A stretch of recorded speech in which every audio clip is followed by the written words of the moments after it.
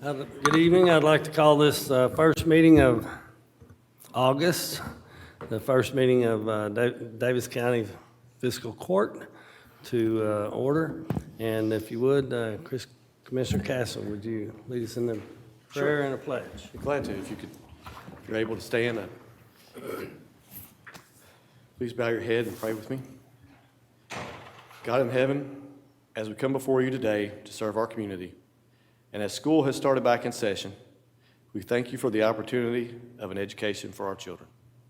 Thank you that we have the resources of our buildings, along with the faculty, staff, and volunteers that put their time and talents into educating, protecting, mentoring, and caring for our children.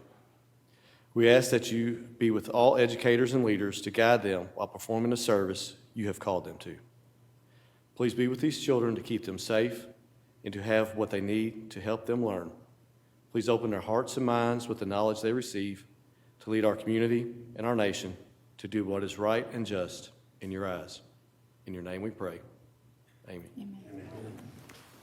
I pledge allegiance To the flag of the United States of America and to the republic for which it stands, one nation, under God, indivisible, with liberty and justice for all.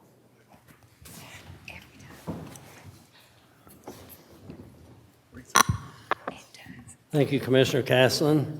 At this time, I'm going to recess that meeting, our regular fiscal court meeting, and call to order a public hearing. Brooke, if you'd read the first agenda item. There's a public hearing for the 2023 proposed tax rate. There are two primary calculated rates. The first is the compensating rate, and that is the rate that would produce the same tax revenue that was produced in the prior year. Compensating rate for 2023 is 12.6 cents per $100 of assessed value. The second is the rate allowing a 4% increase in revenue that was produced in the prior year, which is the maximum rate that can be set without it being subject to voter recall. After reviewing this information with you, the preference indicated to me was to leave all ad valorem rates the same as last year with no rate increases. That would mean the county's proposed property tax rate is 13 cents per $100 of assessed value. Now, this rate is above the compensating rate because property assessments have increased over the last year.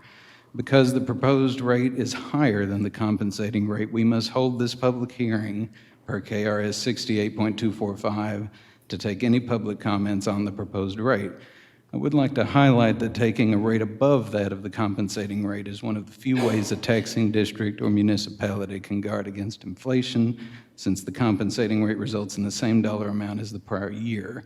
I will reiterate that the court's proposal is to keep all tax rates the same as last year with no rate increases. I can answer any questions you may have. Any questions of the commissioners for Mr. Johnson? No. Any questions from the public? Hearing none. At this time, I will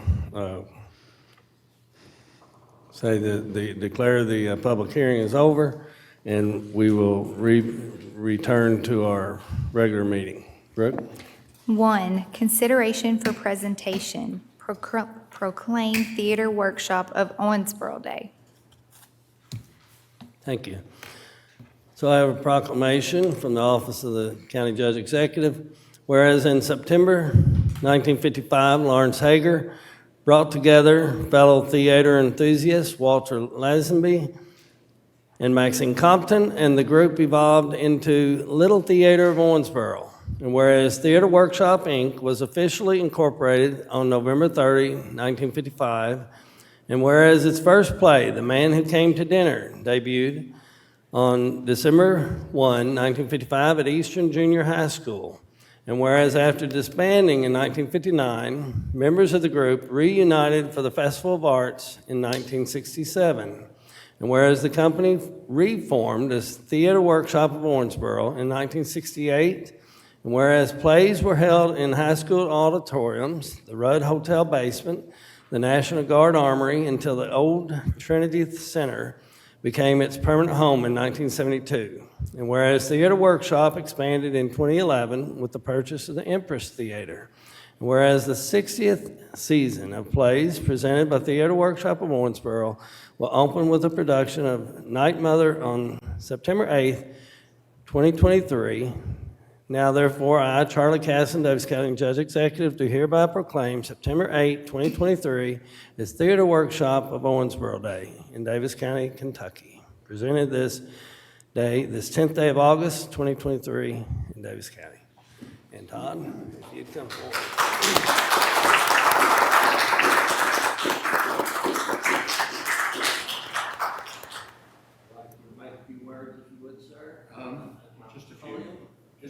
Well, I won't limit you. And then we'd like a picture before you go. Terrific. Judge is asking for an actor to go off script. Yeah, improv's not really my thing, but I can, say a few words. When I arrived on the scene a few years after we got into Trinity, it was 1976. I just graduated from high school and really didn't think I liked theater. And my girlfriend dragged me in to see the importance of being earnest. And that's when the magic happened, and it changed my life. And now here I am, a continual volunteer from that day to this. And now I have my dream job as the executive director. And I couldn't be happier or more proud of the organization and where it's gone over the years. Kind of started out almost like a little club, and we've expanded and our offerings and what we do for the folks of Daviess County and the surrounding areas. And we help train businesses. We step into the schools. We started our Penguin Project for folks with special needs. We want to involve as many folks as possible. In fact, I've tried recruiting a couple folks here today for our cabaret event that we happen every month. So you just never know who you're going to see pop up at a theater workshop event. But this means a lot, and I wanted to share the moment with some of our friends and staff members, and I'm glad that you could all be here for it. This is quite an honor. So, Judge, commissioners, members of the court, we really appreciate this recognition. Glad to recognize you, and I still remember one of the first theater workshop performances back, I think it was at Owensboro High School's gym. And I want to say I was in college at the time, and it was Fiddler on the Roof, which is one of my favorites. And I was amazed with how good you all handled that production. Well, thank you. And so anyway, I've been a fan ever since then. So anyway, We appreciate it. Congratulations again. Thank you very much.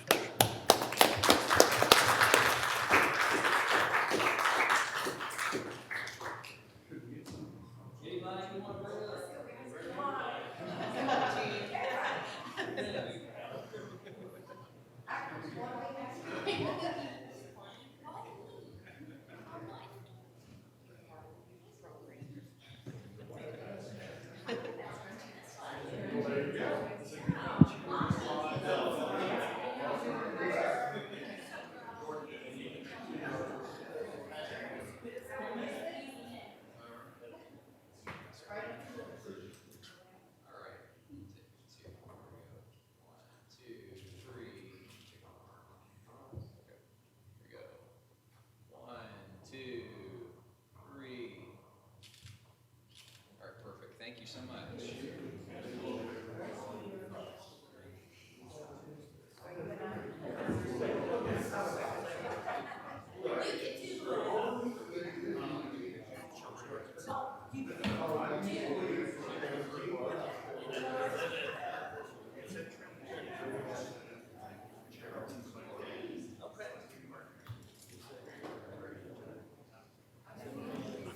Good night.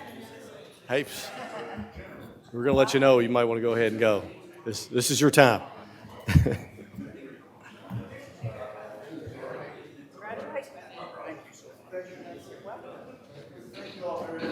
Thank you.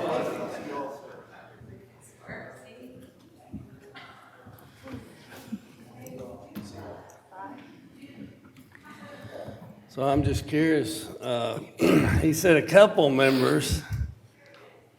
He approached me, who else? You're looking at this. Why are you looking at this direction? Because I just assumed it was you. It was me. I told him the only thing I can do musical is change the channels on the radio. That's about it. Gosh, I don't have that. I okay. mean, I can sing, but you won't want to hear it. All right, I wanna hear it. all right. Well, I'm just glad the radio has a mute button, Larry. I mean, Commissioner. Brooke, next item. 2, consideration for approval, minutes of the July 27th, 2023 Davis County Fiscal Court meeting. I'll make a motion to approve. Second? Got a motion and a second. Y'all have had the opportunity to review these. Do we have any corrections or deletions or amendments? Hearing none, all those in favor signify by saying aye. Aye. B, all claims for all departments. Motion to approve? Second. Got a motion and a second. Y'all have had, we've all had an opportunity to review the bills due and payable by the county. Are there any questions for the treasurer? Yes, Commissioner Condor. I have one for Judge. Treasurer Johnson, just curious, I noticed that you had a significant payment paying down our debt. How much debt do we have left over to go? We started the year with 8.8 million in outstanding principal. After this payment, if approved, is made, drops us to 8.26 million of outstanding principal. We are set to end the year with 6.6 million. Thank you, sir. Thank you, Judge. Significant numbers that we keep paying debt down. Yes, sir. All those in favor signify by saying aye. Aye. C, second reading of KOC 111.5, 2023, 08-2023, an ordinance relating to the establishment of the Justice of the Peace and County Commissioner Districts in Davis County, Kentucky. Motion to approve. I'll second. Got a motion and a second. County Attorney Burlew, you care to speak to this item? Yes, Judge. My assistant and I drafted this. Microphone, please. Oh, thank you, Judge. Yes, Judge, my assistant and I drafted this. This is in accordance with KRS 67.045. I believe we've already had our first reading on this. That's correct. And the reason, one whereas clause that I would point out to everyone is one of the reasons why that, or the main reason why that this is delayed is because of the restrictions caused by the COVID-19 virus. Normally, this would have been done the year after 2020, but here we are in 2023. So I would recommend that we approve it. Thank you. Any questions for our county attorney? No. Hearing none, all those in favor signify by saying aye. Aye.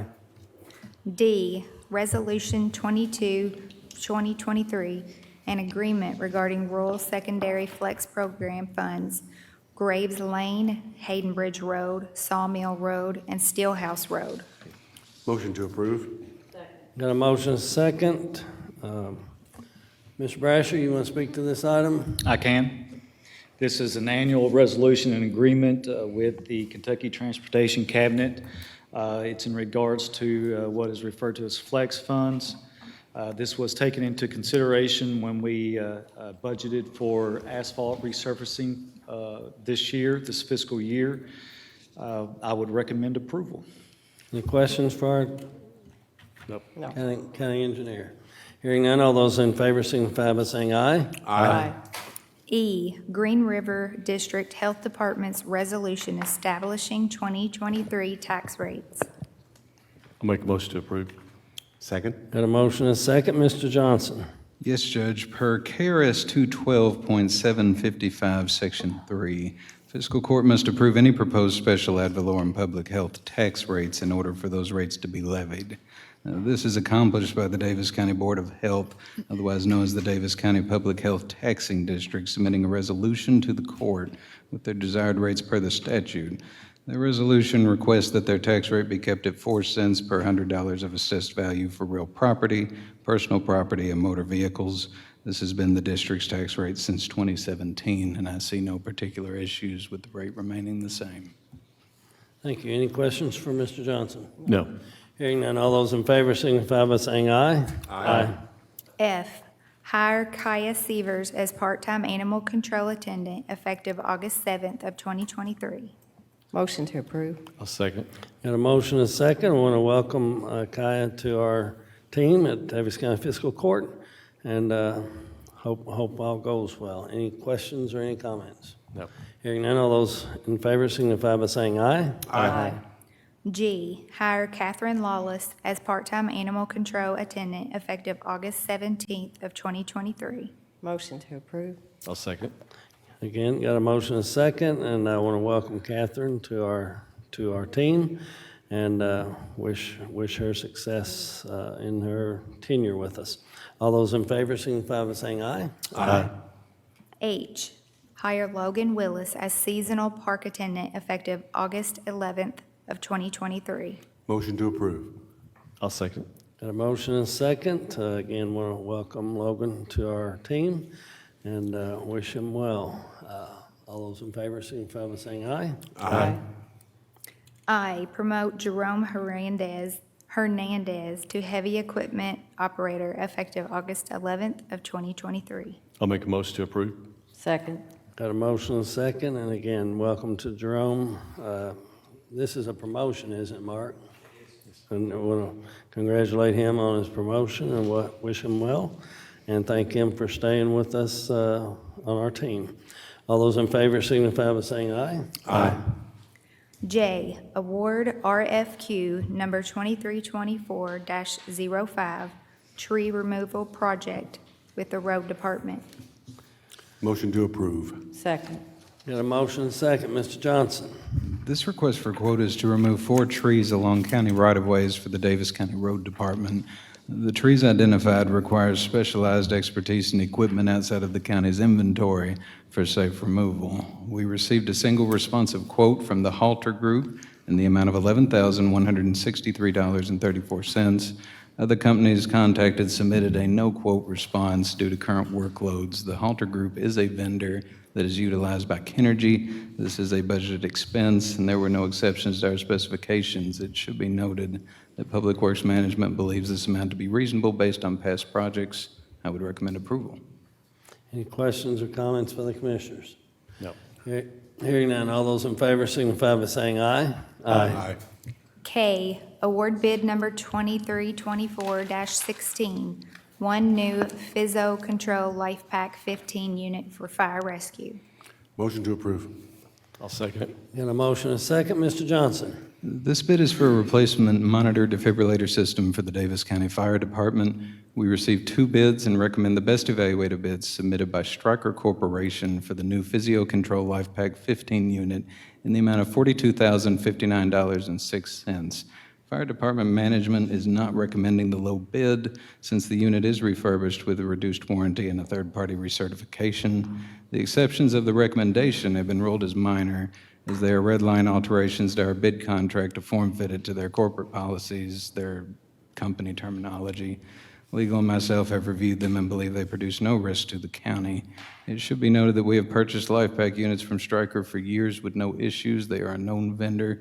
The unit will be fully covered by the manufacturer for 3 years. This is a budgeted replacement, and I would recommend approval. Thank you, Mr. Johnson. Any questions for Mr. Johnson? No. Hearing none, all those in favor signify by saying aye. Aye. 3, consideration for discussion. A, other business to be brought before the Daviess County Fiscal Court. There's none that I'm aware of. None that I'm aware of. Thank you. B, first reading of KOC 921.682, 2023, 09-2023, an ordinance amending text articles 3, 8, 10, and 17 of the Owensboro Metropolitan Zoning Ordinance. And this is a first reading, so we won't be voting on it, but we do have Melissa Evans with Planning and Zoning. And County Attorney, do you need to read anything into the record for this before she speaks? I can read a couple of the whereas clauses. Oh. Yeah, I'll read a little bit of it. All right. Sure. This is an ordinance amending text in Articles 3, 8, 10, and 17 of the Owensboro Metropolitan Zoning Ordinance. I'll just read a couple of the whereas clauses. Whereas on July 13, 2023, the Owensboro Metropolitan Planning Commission held a public hearing and adopted by regulation zoning ordinance text amendments to the above-mentioned articles. Daviess County Fiscal Court has reviewed the amendments and finds that the amendments are in conformity with community directions and its amendments, and further finds that the amendments meet the requirements of Kentucky law. And so that this just incorporates basically your all's recommendations. Okay, thank you. Ms. Evans? Hi. Thank you all for allowing me to come and just give a brief overview of what these amendments are to the zoning ordinance. We have several text amendments. First of all, there's 3 separate text amendments to Article 3 of the zoning ordinance. They pertain to fence heights and increasing the height of a fence in a side yard and a rear yard, just further clarifying the setback requirements for pools. There was some confusion between local contractors and out-of-town contractors and state requirements and the zoning ordinance requirements at one point. We clarified that in the ordinance a couple of years ago, and this is just to further clarify that a little bit further. And then the other one is to amend the reference to site triangles that's in the zoning ordinance. Currently, there are a bunch of charts that list different dimensions, and they're out of date. So we chose, in conversations with the county engineer and the city engineer, to change the text of the zoning ordinance to abide by the AASHTO, which is the standard policy that they use to enforce traffic site triangles. And so we're going to put that in there with approval from the county and the city engineer and take those charts out of there with all of those dimensions. And then Article 8, we have 3 separate text amendments. The first one is to help kind of densify residential areas. It would allow for, currently the zoning ordinance is going to allow 2 residential units above a B4 zoned business operation or to the rear of that operation outside of the downtown area. And so this would increase that from 2 to 4. And then also a new part of that text would then allow an unlimited number of residential dwelling units above a commercial space that was at least 5,000 square feet and had sanitary sewer service provided to it. The other text amendments to Article 8, the first one is changing the requirements a little bit for the storage of distilled spirits and the zoning classifications, which those are allowed and where they're conditionally permitted, and then removing some of the screening requirements, and then also amending some of the criteria for agriculture, horticulture, and silviculture industries, increasing the number of employees that people would be allowed to have on the property if they chose to do a conditional use permit for one of those industries, and then also increasing the size of each individual building, but then putting a limit on the total square footage of all buildings that would be involved. And there are some requirements just in general for 30 employees if you're on regular, county roads, and then on state primary and state secondary roads, you could have up to 100 employees. The next article is Article 10, and this has to do with spillover parking in multifamily and townhouse developments. We were seeing variances come before the Board of Adjustment to decrease the amount of spillover parking that was required for those developments. The ordinance would require 3/4 of a space or half a space for spillover parking, which is intended for guests or deliveries to a multifamily development. We were regularly approving those variances to reduce that down to 10% of the total required parking for the development. So that's what the ordinance is, that's what the proposal is, to change the ordinance to that 10%, since we were regularly approving that through a variance process at the Board of Adjustment. And then the last amendment is again to the site triangle and changing that text that's in there, and it's in Article 17, repeated from what's in Article 3, so taking those charts out and changing that to be in compliance with the AASHTO. So if anybody has any questions, I can answer those. No questions. Commissioner Connor. Thank you, lady. You're welcome. Just curious question, and I know in Section 8, I think you referred to commercial property being used for residential. Is that correct? Or what was the statement that you made? Let's clarify that first. So in a B4 zoning classification, you are currently permitted to have a residential accessory dwelling above or to the rear of a business operation. So the business has to be in the front or on the first floor of the property, and then you could have up to 2 residential accessory dwellings, and that's outside of the downtown area. And so in the downtown overlay district area, that requirement's a little bit different, and that's promoted everywhere. But so this changes that for everywhere else, where you could actually have up to 4 dwelling units now instead of that 2. provided that you have a business that is operating that is the main use of the property, so occupies the first floor or the front half of a building. So now you could have up to 4. And then also, the newer part of that is that if you had a commercial development and you were going to have, a multi-story building, 3 or 4 stories tall, you could, if you had 5,000 square feet of commercial space on the first floor, you could have an unlimited number of residential dwellings on top. And the reason I asked the question, we have such a housing shortage, affordable housing shortage, and let me even clarify that many times you look around at some of our commercial buildings and office space, that the day may come where we're going to have to adjust and actually use those buildings in a different way than we've done in decades. Because the time should come to where, if they sit there empty, it's not good. So we may need to entertain that in the future of how can we use office space for residential use, regardless of where it might be. Okay, thank you. Thank you, Judge. I have one question, I'm sorry. Commissioner After that. Marksberry, yes. So how does that affect, like, for being ADA compliant, if it's an upstairs building of a B4 zoned property? So I am not an expert on the building code, first of all, or the ADA compliance for the building code. I know that if you're under a certain number of units for residential, the building code is different than it is if you have, 4 or more. That may come into play with being able to provide a way to get to those upper units, which may include, putting one of the lift elevators like they have at the Miller House to get up to those units. If you're doing a renovation project. But this is a first step in the ordinance for locally that would at least allow that densification to happen. Right. So, but this is B zoning, correctly? The zoning will still be in the B category. Yes, this is still in the Okay. B4 zoning classification where it's currently accessory already.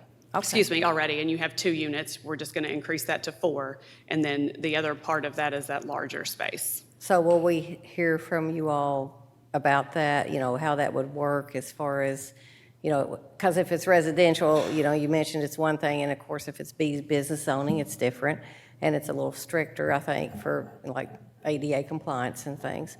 So how will we know, or will you all come back and let us know that you've changed that, or they're, Well, we don't you're have looking control into it, over or- that.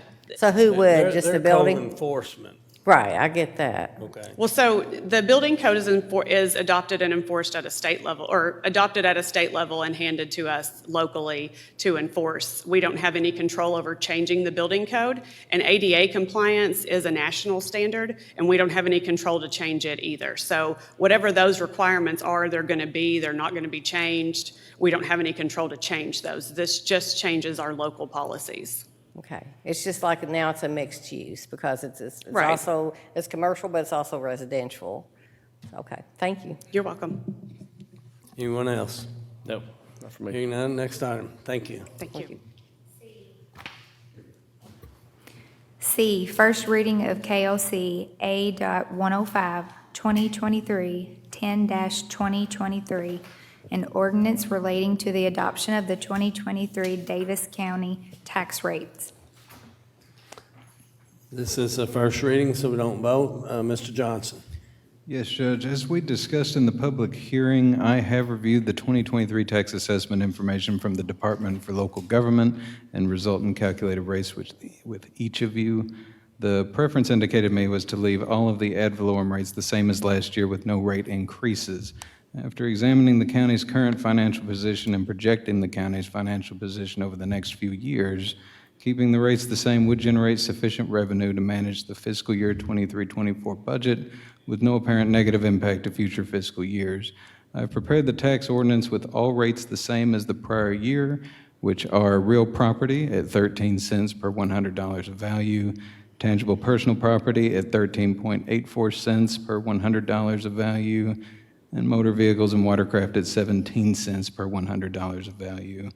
All other classifications listed in the ordinance are either derived from those read into the record or are set by the state.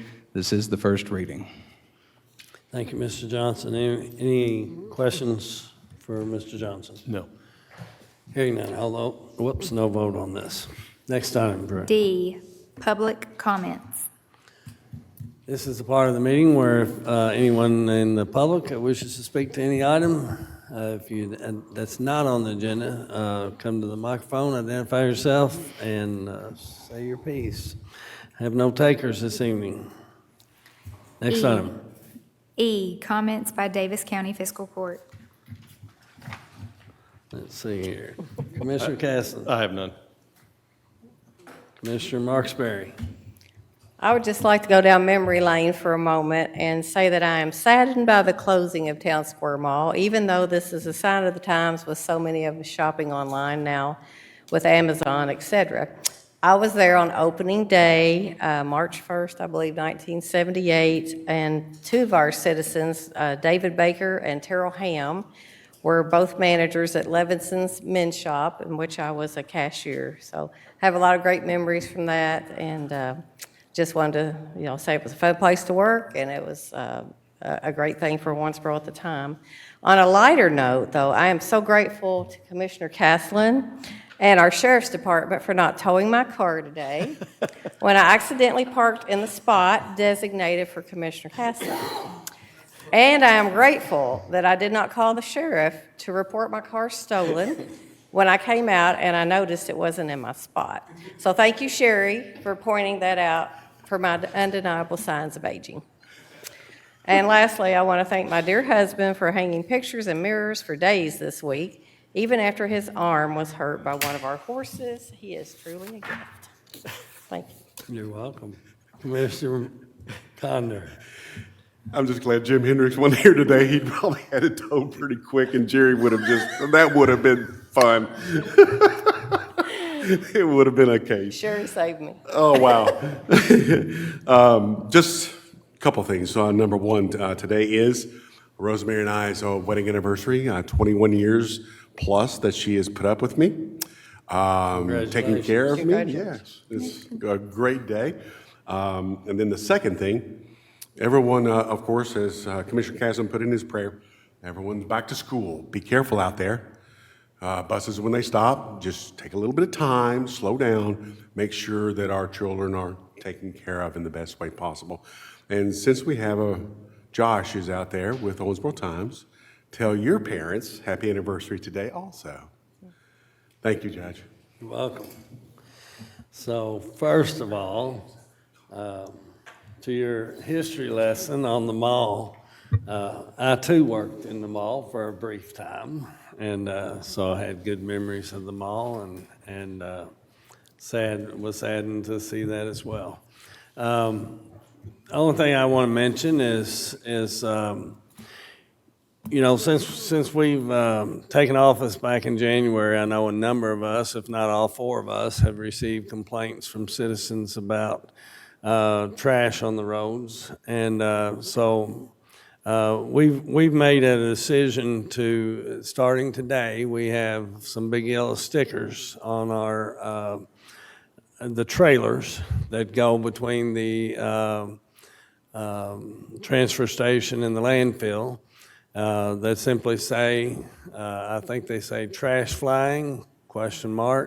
And then call 270-685-8424, extension 3. And each trailer has a trailer number that's very visible. And if you happen to be following one of these and you see trash flying out, if you'd call the number or have a passenger that's not driving, call the number and give your location and give the truck number so that we can look into why trash is flying out of our truck, because they are all tarped, and it's just our effort to try to be accountable towards our part of the roads that we travel, and hopefully we're not contributing trash to the roadsides. So that's my request for our citizens, and is to call that number when you're in a safe place to do so. And I think that's all. And last time I adjourned before a closed session. I don't see a closed session this time. So without further business, this meeting is adjourned.